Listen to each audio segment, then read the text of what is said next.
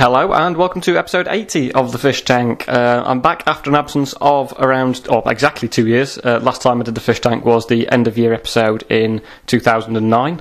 And I thought, end of 2011, it's the kind of time, it's the time of year when a lot of people, what they do is they fill up various media outlets with pointless reviews of the year that sort of completely lack any effort. So I thought I'd do the same thing, pretty much. I'm back. I'm only back for a one-off special. I'll probably do it every year now, I think, as an end-of-year thing. Try and get up to episode 100.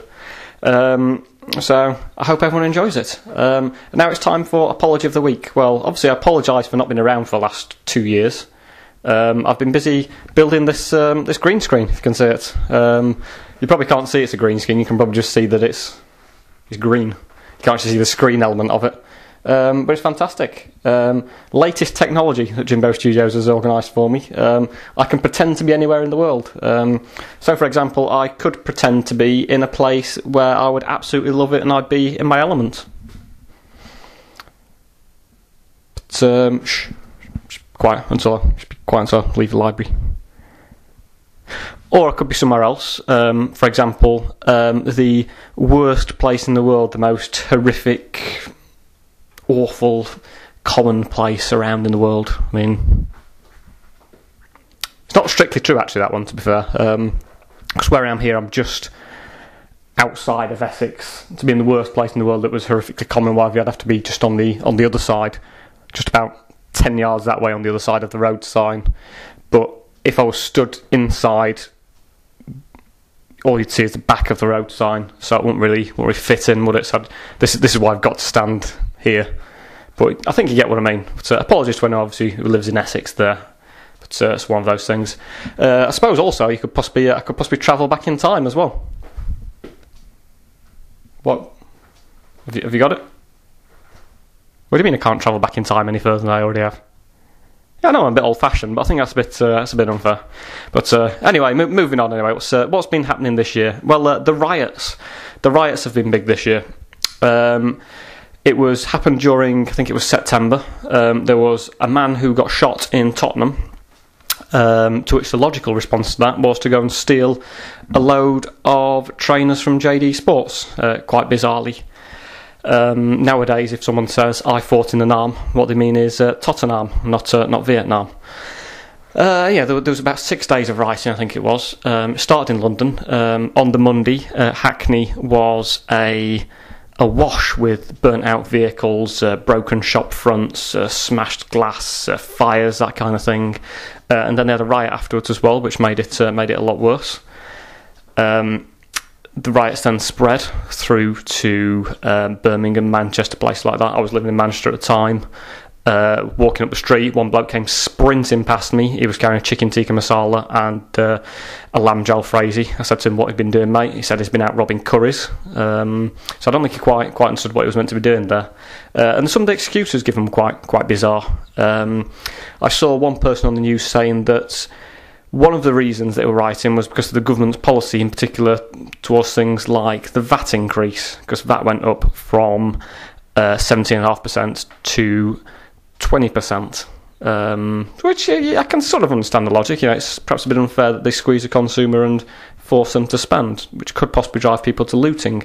However, what happened a few years ago is that VAT went down from 17.5% to 15%.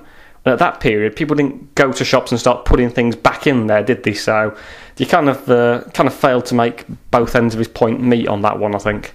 But never mind. So that was one sort of big domestic story. Far afield, or slightly further afield, the Eurozone was in some. Well, that was in crisis, basically. A lot of countries really struggled. Greece, in particular, was one of the countries. They basically almost ran out of money to such an extent that they almost asked John Travolta and Olivia Newton-John to make a new film. They've declined so far, but they may do one in the future. As I say, the Greece economy, they really struggled to continue manufacturing things. At one point, they stopped manufacturing hummus and guacamole, which caused fears that there may be a double-dip recession. And then moving on, Ireland had a bit of that they struggled quite a lot. Portugal struggled a lot as well. The Spanish economy, that proved to be ridiculously overpriced and performed poorly throughout the year. Sorry, I've read that wrong. The Spanish footballer Fernando Torres proved to be obscenely overvalued and performed poorly throughout the year. Wasn't the best purchase in the world, that one, was it? And Italy as well. Prime Minister Silvio Berlusconi, he was forced to resign. He went out with a bang by the sounds of it. Should have been focusing on the economy though, really. But nonetheless, I think that's the kind of thing that it does. The Middle East as well. That was one of the key things. Really, really big in the news. One of the major stories involved Egypt, which had a revolution. I think that the whole Middle East, they had more revolutions than a Russian ice skater. Egypt, that was one of the first countries to have a revolution. Sorry, the president there, President Mubarak, he didn't resign from office straight away. He reformed a new government. There was a lot of pressure around. He reformed a new government, brought loads of people in. He said to all these people in his country, said, this is a new government, things are going to change. But then the new government collapsed. It turned out at the end basically just to be a dodgy pyramid scheme, and it fell over. Colonel Gaddafi as well, he was under a lot of pressure in Libya. People said to him, people tried to get rid of him, but he wouldn't go.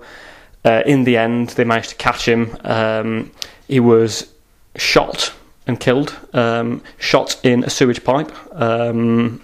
When I say shot in a sewage pipe, I mean he was escaping up a sort of a waste pipe as opposed to anything else. He wasn't shot in the backside. Apparently, I mean, that must have been pretty scary when people were shooting at him. I'm guessing he probably must have pooed himself, but fortunately he was in the right place because he just went with the rest of the sewage, so it was fine. And a bad year all round for dictators, really. Kim Jong, she passed away, leader of North Korea. But she had been saying that she'd been unwell. She kept saying Kim Jong-il, but no one believed her, unfortunately. She passed away. What's your name? Man. No, she's a woman. It's man. No, she's a woman. She's called Kim Jong. How can a man be called Kim? Definitely a woman. I think she's a woman. Anyway, I'm up on this kind of thing, and fairly certain she's a woman. And Osama bin Laden as well. Not a dictator as such, but nonetheless one of the most wanted people in the world. He was hunted down by American special forces. They basically decided to knock on his door, funnily enough, and foolishly bin Laden actually answered. As a result, he was shot. When he was killed, apparently he had a bounty on his head worth about $25 million, which is a very, very expensive coconut-based chocolate bar. But there you go. In terms of politics, there were some interesting stories, one of which was the vote on the alternative vote. We had a referendum on the alternative vote, and the British public said they wanted an alternative to the alternative vote, which was first past the post, which we had initially. And as a result, people said that this alternative vote, what it would do is perhaps create a... If you had the alternative vote, it may mean that a loser who is well liked could become your MP. So it would give a good career path for Peter Andre, perhaps. The argument for the alternative vote was that career politicians would cease to exist. People who stayed in politics for 40 years or so. The main argument against the alternative vote was was that pretty much. Nick Clegg. I had said to him, we'd try and get Nick Clegg on the show a bit, but unfortunately he didn't want to do it. He said he would do it. He had his photo taken with a placard saying he'd do it and would definitely appear on the show. But then last minute changed his mind and dropped out. So there you go. We're going to go for a short break now. At the end, this is the end of the first half. So if you just sit back, relax, a man will come round, give you some ice cream and overpriced crisps and whatever, and we'll be back shortly.